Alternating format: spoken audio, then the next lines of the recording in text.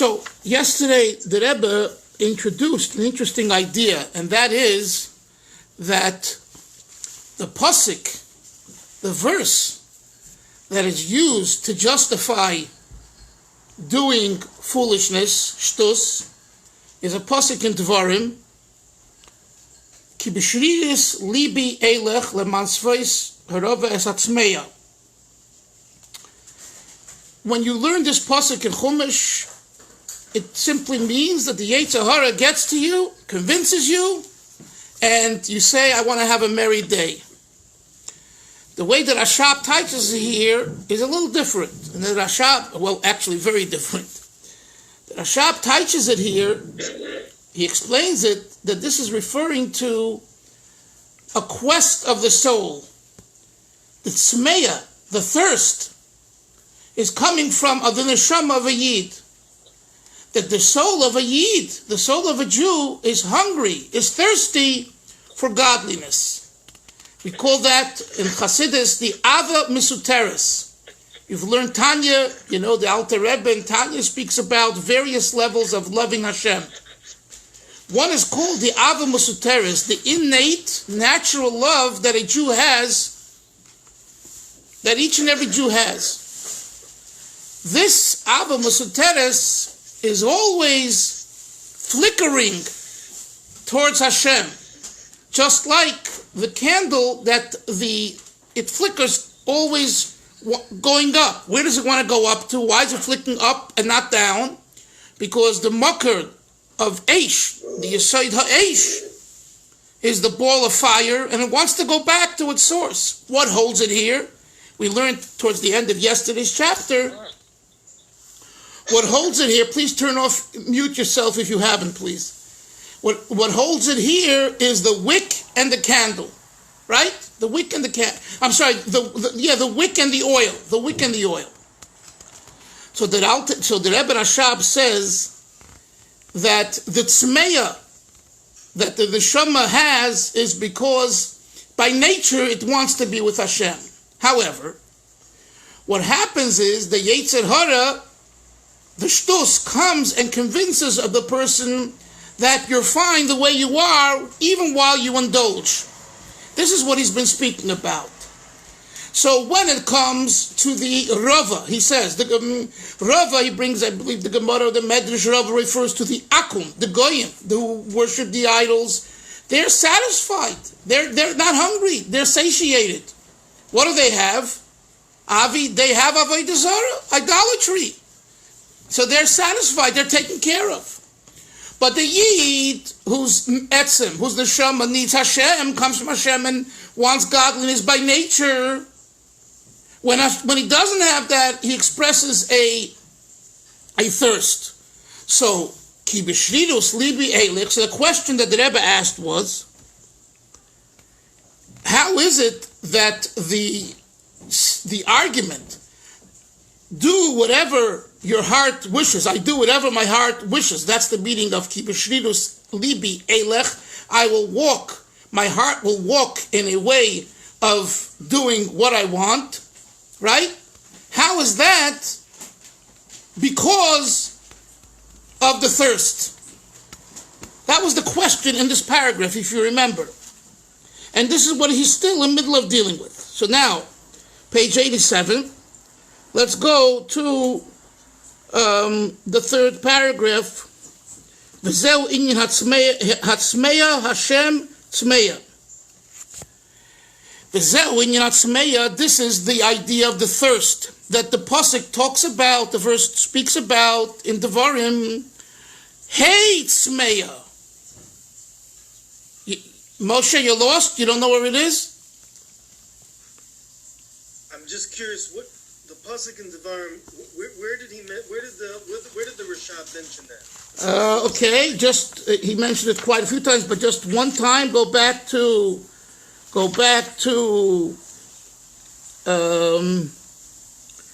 79, the beginning of the fifth mimer that we're learning, the first paragraph, the second line, the third line, Ukumasha Kasuf, as it says, Devarim, Deuteronomy, chapter 29, verse 18, V'hizbarech b'levove leimar. Okay, You got it? Okay, it's there. So he brought the pasuk, remember, Chevra, Yoni, V'ata mechayas kulam. He said an amazing taich. V'ata mechayas kulam. And you enliven everything. Firstly, the Rebbe said that it doesn't mean only enliven, but it also means mahave. You create everything. That's number one. And that's explained in Chassidus. We spoke a little bit about it yesterday. And then he says that V'ata is V, Aleph, Tuf, from the Aleph through the Tuf, Oisiyos, the words, the letters, which is Malchus Dibur, right? And then there's the Hey. The Hey is Malchus Dibur, as Shmuel mentioned yesterday. Now he says it here in the paragraph. Look.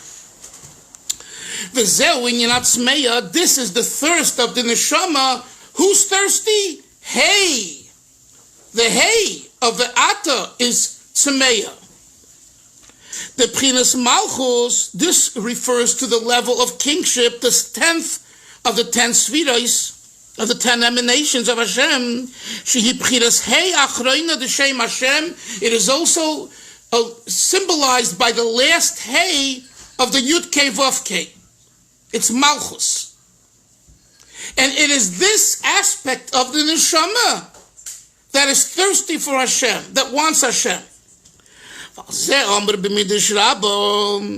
So therefore, he connects it to another medrash. It says in the medrash Rabbah, Bihi Boram Behei Brom.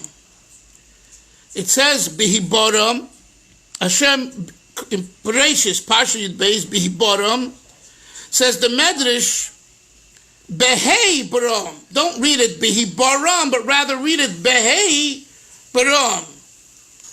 He created the world with Hey. That's the Hey of Malchus. That's Dibur, Oisiyos. In Ois Hey Zetzmeya. So this is what he says it really clearly. This Ois Hey of the Yud Kei Vav Kei, the second Hey, the last Hey, it is Tzmeya, it is thirsty. Why?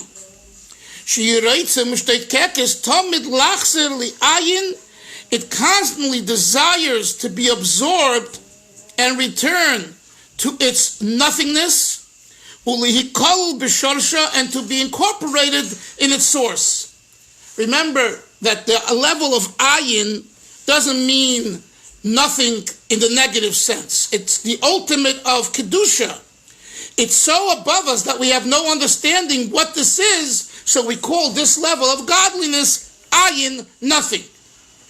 So the Hey wants to go back to its original point, and who made the Hey? Who made the Hey? The ayin, God. That's what it says.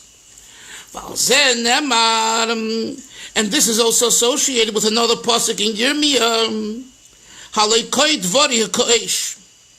Your words are like fire. The just as the nature of fire is to ascend upward, as we mentioned earlier. So too the word of Hashem.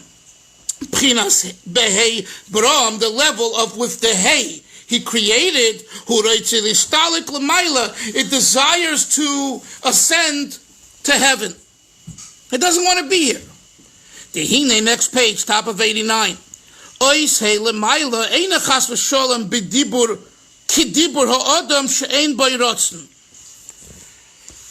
going into more analysis. And he says, don't think, God forbid, that the Ois Hey, Hashem's Hey of the Yud Kei Vav Kei, is like a man's speech, she'ein b'rotzen.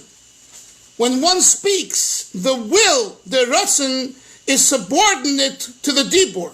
It's not recognizable. The oisi is lemata heim doimimim, because the letters, the words here on earth below, are silent.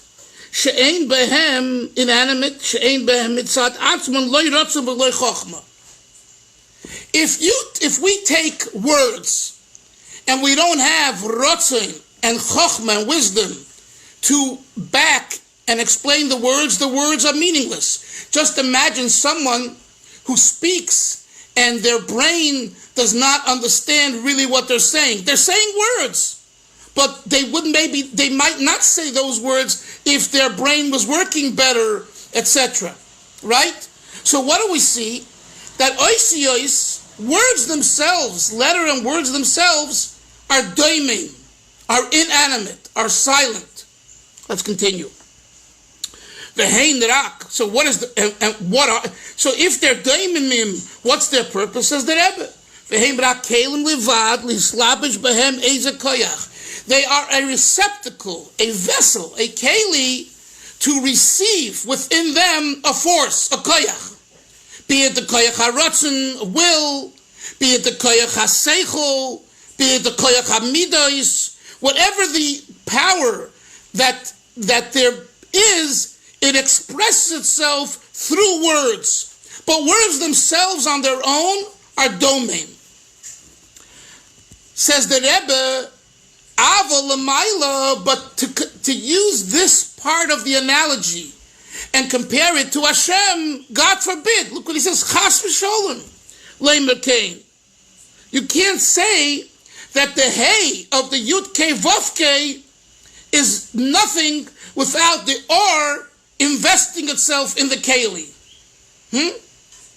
Let's see further. Ella, Hadibur Shelamayla, Yesh Be'oisiyes Rotzen V'chochma. The very words of Hashem, may there be light, Yehi Or, Yehi Rokia, etc.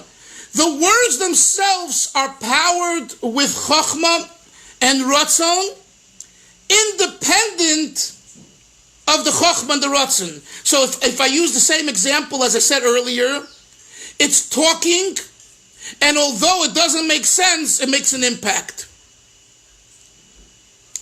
It's hard for us to imagine and understand this because we are here on earth, and by us, talking without making sense doesn't make sense.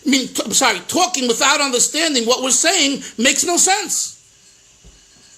But he says here, God forbid to say that this aspect, Hillel, of the analogy, this is a mushal, of Dibur, is the same the way it is by HaKadosh Baruch Hu, that the Hey of the Yud Kei Vav Kei Malchus, which is Dibur, without it being animated by the energy, the ayin, the or, it's nothing. No. Because this is the difference between a human and God. A human is limited. So because he's limited, if he doesn't have chokhmah or wisdom or will invested in the words, it's meaningless words. But by Hashem, the words themselves say a story. You hear that? The words themselves say a story. Let's continue. Let's see how he develops the thought. Which is to sort of say that there's no hevdel between the ratzon and the machshava and the dibur, where between us they're different layers and they're sort of separate from each other. Yes. I'll answer yes for now. I mean, it's a lot deeper, but for now that's good. Shaharei midibur ha'elyin. Before we see that from Hashem's supernal speech, Nisava mikoyra chochma, there was a creation, which was the source of wisdom, in the supernal Gan Eden, a little Kabbalistic, so just don't get caught up in the technicalities. But basically, Hashem's Dibur itself created an experience called Gan Eden Ho'elyon. V'hainu, Masha Malchus, Datzilis, Nata Atik Libria. Okay, Yonason. Malchus d'Atzilus, the 10th Sphira, the 10th emanation of Atzilus. Nase, when applied, it becomes Atik, a crown, Libria, for the next level called the world of creation. Right? We have 4 worlds. Atzilus, Bria, Yetzira, Asiya. The lowest emanation of the highest world, Atzilus, which is Malchus, the lowest sphera, within the highest world called Atzilus, becomes an Atik Libria, a head, a crown for Bria. Ukadisa b'midrash, ha'oisius bo lehoyid. The Medrash quote says The letters came to testify. The letters, not the wisdom, the letters. The letters themselves give testimony, because the letters are one with the chokhmah and ratzon of Hashem. Continuing. Ukdisa bezoyar shebo oisius livroi benes oilam. The Oisius, the Zohar says, the letters appeared from who? The universe was created. The Hest. The world was created with the Oisius. So they appeared, and they said, listen, use us. Yes, Hillel. Is that phrase from Zohar to be understood as a statement or a question? Shabaos Osios Livrov Behemes Olam. That the Osios came to... It's a statement. Hillel, it's a statement. Shebo hu Osios Livrov Behemes Olam. Not a question. We find over there the introduction at the end of the introduction of the Tikkun Zohar, it says, quote, "V'amaskilim yashiru, the intelligent ones will shine. Elaine inen asvin." This refers to the letters. The havel loin seichol li'ala, that have intelligence to rise. Kodom malka, where are they rising? Before the king. Kol chad al tikunei, everyone, each one according to his position. So again, what do we see from this selection from the Tikkun Zohar? That the Oisius have a mission and a message, and they come before the king and they said, we are ready to help and you. There's a commentator over there called Kisei Melech. The Kisei Melech explains, that's why we call the Oisios maskilim, right? What does it say in the beginning? V'hamaskilim yasiru, the intelligent will shine. Wait a minute. Words, letters on their own are intelligent? No, I would think not. And the answer is, by us, it's not that way.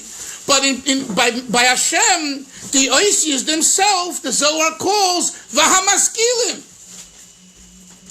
the intelligence, referring to the Oisios. So that proves the point of the Rashab. So he's quoted here Midrash, several Midrashim, and several sections of Zohar, Tikkun Zohar, to support the argument. V'lochein, next paragraph, Shayach loimer sha'ois hei roitze listalik v'lalik l'mayla l'shorshei. What a word. That's why it's possible to say that the hay of the Yud Kei Vav Kei, the last hay, desires to vacate and to ascend to its source. Why would the hay want to go away? If you're having a good day, if you're having a great time here, what are you looking to escape? The grass isn't greener over there, I would think, right? Where are you running? You're in Bet Shemesh, you're in Eretz Yisrael, you're in the blessed place in the world. You can't fly, you can't do this, oh, time will pass. What, are you going to go to Texas and to Minnesota and to New York? You're in the best place in the world. The Ois Hay says, sorry, I need to go back to my source. I need to get life and energy. I'm drying up here. I got to come to the Rebbe. I got to come to 770. I got to come to the oil. I have to daven. But you can daven in Eretz Yisrael. I know I can. But there's something special being in a place with a great tzaddik. Or I have to go to the Tolna Rebbe in Yerushalayim. Or I have to go to Uman for the Breslover. And the Litvisher says I have to go to Ponovich or Lakewood or whatever, right? What the hay seeks to go back to its source. Why? Because the essence of Oisios by Hashem is already maskilim, is already intelligence. It has a message and an energy. So the hay, the way it is, Shmuel, in Bria and below, is already diminished. The energy is getting more diminished because the world of Bria, a Yetzirah and Asiya, takes place, and it's either the beginning of Yesh, equality of Yesh, or mostly Yesh. That's the three worlds, Bria, Yetzirah, Asiya. So it says, enough, I can't handle this Yesh. I want to go back to Elikus. Oh, so that's why he wants to go back. But here's the Rashab's argument, if the Oisios were not a likus, they were boring letters, the Hay would say, I don't want to go back. I have nothing to go back for. And that's also very familiar. Sometimes you say, why should I go back to my old neighborhood where I grew up 50 years ago, 60 years ago? It changed. It's not the way it was. It ain't the Brooklyn Dodgers anymore of the 50s. Ebbets Field is gone, Yoni, right? It's replaced by big projects. What do I need? You know what I'm saying? So the Oisius don't say that. The Hay says no. There's something in the Oisius that I want and need. Let's continue. This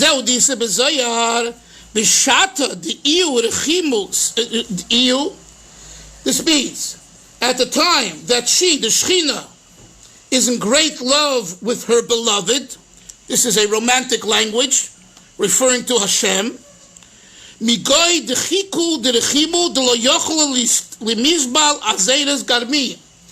the intensity of the love that she cannot tolerate, she shrinks. She shrinks herself greatly, sagi a lot, until nothing is seen of her. Next page 90. Ella Zi'iru de Nekuda Chada. One tiny dot. What is this?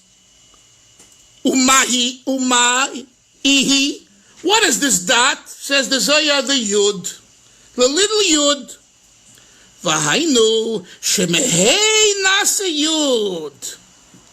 When the hay goes back to its makar, to its source, it becomes Yud. Vahad Yud zewin skalus ba'ayin. The Yud is representative of inclusion in the nothingness. Not a lot of deep stuff here, but basically, hay is dibur, right? Yonason. How can you say that hay is ready to be absorbed by ayin if the hay is an expansion? It's not the expansion, Shmuel, of yesh, but it is expansion. Malchus dibur, it's the beginning. So how can it experience the ayin if it's in its position of hay? That's why the Zohar says, you're right. You know what happens? When it desires to go back and goes back, it all of a sudden loses its hay status and it becomes Yud status. Yud is bittul. Yud is a little tiny dot.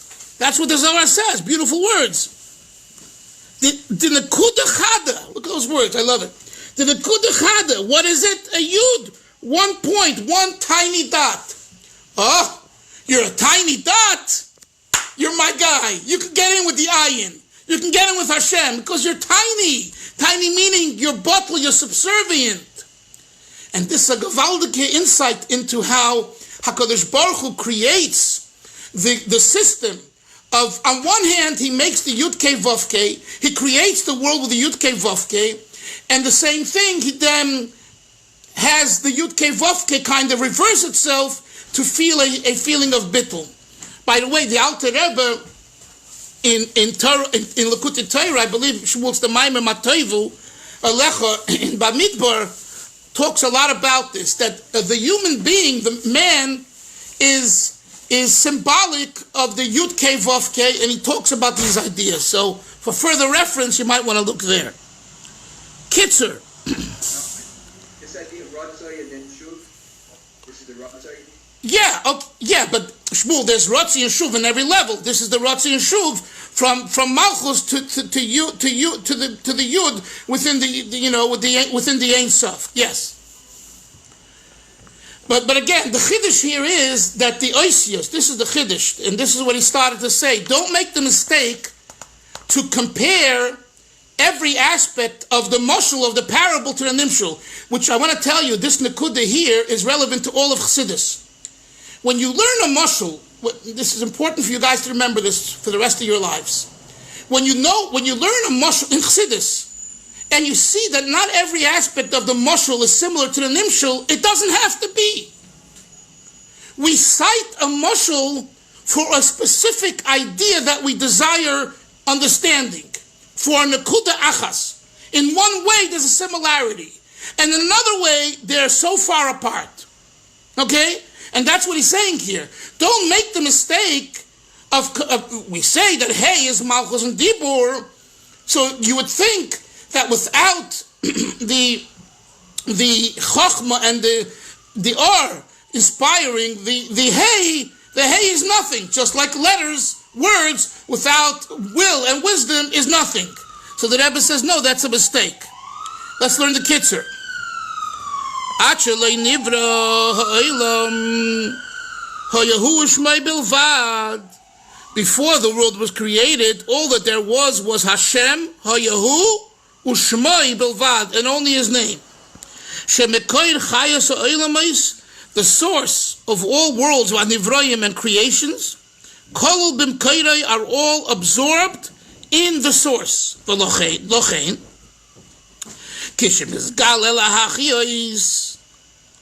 when Hashem revealed Himself now to enliven the world, Shmuel said, use the word ratzui. It constantly is running. It's running. Keteva eish lalis, like the nature of fire that ascends upward. This is hatzmeya. Hey, tzmeya. By the way, I think I learned wrong shot. I see now from the Kitzer. You see, I think I learned. I told you the hey refers to the hey of Vi'ata. Remember I told you that? I think he's saying differently. The Pasuk says in Dvarim that you asked me about Moshe, Hatzmeya. So the Rebbe says Hatzmeya is hey tzmeya. So it's not, Shmuel, it doesn't contradict what you said yesterday in a way, but I don't think, he's not talking about the hey of the word Vi'ata. He's talking about the hey of the letter Hatzmeya. But in concept, it's the same ideas, I think.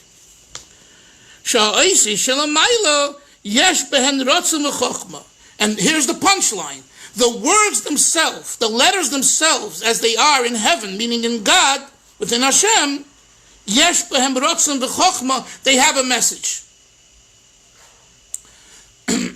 You know what you can also maybe think about this? I know it's a little esoteric and a little, but we could understand this. Listen to this. You go to a tzaddik, and tzaddik gives you a bracha, says something to you, and you walk away and say, what did he say? I don't understand. What is, like the Chazal used the Chazal in Parshas Bahar, ma in yeshmitas etzel Har Sinai, right? What does Shemitahs have to do with Har Sinai? The correlation of the Parshas, one at the Psukim, the one next year. So that's a general expression. What does one have to do with the other? What does it have to do with B? Like two separate ideas. So a tzaddik tells you something, you ask them about advice about this and this, and he tells you to go here or to do this, and it sounds so peculiar and so unconnected. The Oisias themselves are powerful. If you have emunas tzaddikim, those words are powerful. And guess what? Sometimes it's years later. You're sitting at your dining room table, and you're sitting and working, and all of a sudden something pops into your head, and you say, that's what the tzaddik told me. That's what he wrote to me. Aha! Now you realize. And sometimes, guess what? You never realize. But the oisiyos of a tzaddik have an impact. The same thing over here. The oisiyos of HaKadosh Baruch Hu themselves are holy and sweet.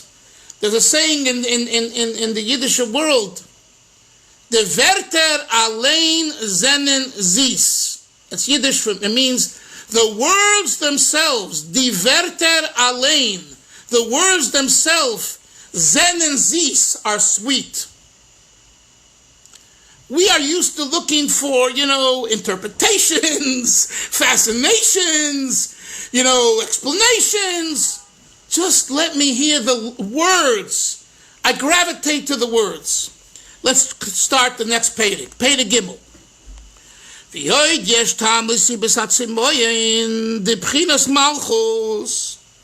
There's also another reason, a second reason. If we didn't have enough till now, the Rebbe keeps on going to Rashab. There's a second reason why Malchus is Semeya, is thirsty.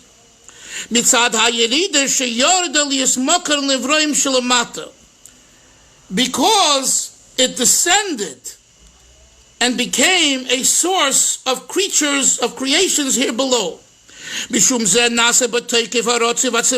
why it formed a passionate desire and will and thirst, lalis midiyidasa, to ascend from its descent. This is a very different point. Before, what was the emphasis? I need you to understand this, Chevra. Before, Malchus realizes it has a source and it wants its source. That's the truth. So it wants to go back there. Here, it doesn't realize. The second reason is, even if it doesn't realize where it comes from, it says, excuse the expression, it stinks down here. Get me out of here. It's really bad here. I don't want to be here anymore. So what causes Moshe here, Malchus, to want to return to its source? Because it's really bad down here. That's a different point. That's why the Rashab says this is a second reason why Malchus wants to return, why the hay wants to go back to its source. Let's continue. He quotes the Zohar. Yes? Down here means in the lower worlds? Well, yes. Beginning with the lower worlds. Right. Good you said that, Shmuel. In other words, hay, the way the hay becomes a mucker for Bria, an atik lebria, already from there on, Yesh begins. So it says, it constantly flickers up. I want to go back to my source. Yes. So it begins with that. Let's continue. From the hay becomes a yud. For with yud the world Eilam Haba was created. V'hainu sha'yud hu moker chaya neshamas v'loy kachaya gufim. The yud is the source of the souls, not the source of the bodies. V'lochein, therefore, ois hay sheyorad lias moker chaya Eilam hazeh. Right? What did ois hay do? It became Yoni the source for the world, for Olam Hazeh. Shehu Chaye HaGufnim, which is the physical bodies, Ritzoy Neli Stalig Biri, the Zula Sharsa, it desires to go back to its source. This is similar to what the sages say. Mayim Tachtoinim, the lower waters, Beichen, are crying. Anan be'inon, we want to be lemeheve kotem malka, before the king. The mayim matzmichim kol mina tainuk. Why are the lower waters crying? Because waters sprout, they give vegetation to all kinds of indulgences. These lower waters are the source for the physical pleasures. This is a great descent for the godly light. Next page, 93. You imagine? You're taking the Or Hashem and you're saying, you know what you're about? Creating food, creating pleasures. Me? I'm the Or Hashem. That's why they cry. Well, get me out of here. I've been schlepped into the wrong area. That's why they're crying.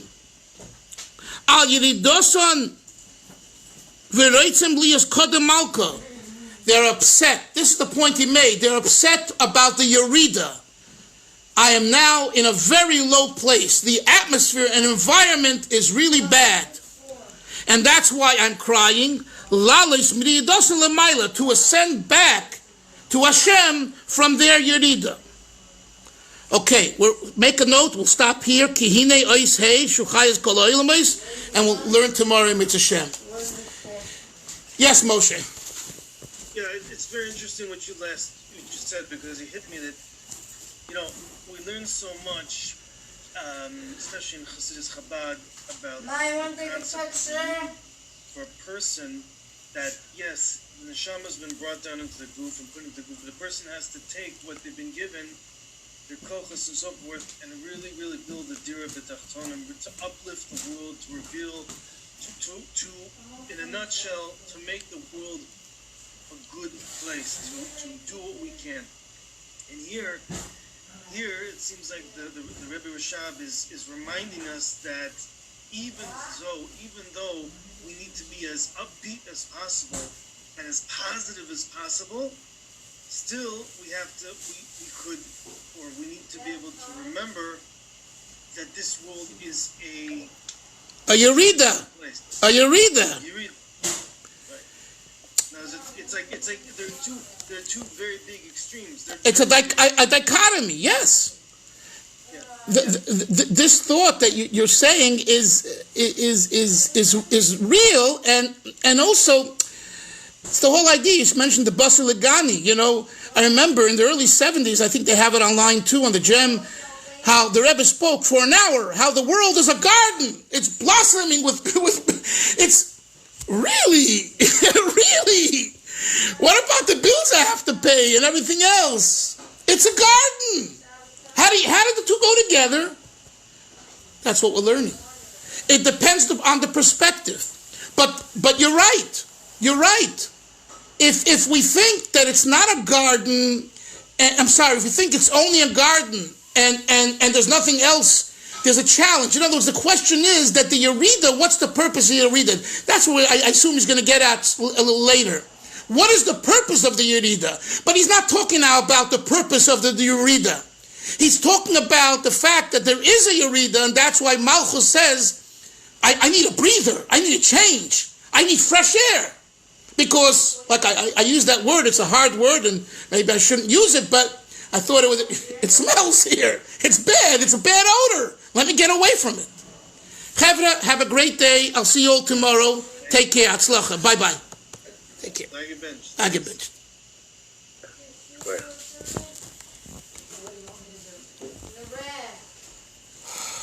Okay, what do you need me to do for the rest of the time? Was that a good shir? I think it was a good shir. I wasn't listening to Chaval. You can listen to Chassidus, and you don't listen to Chassidus.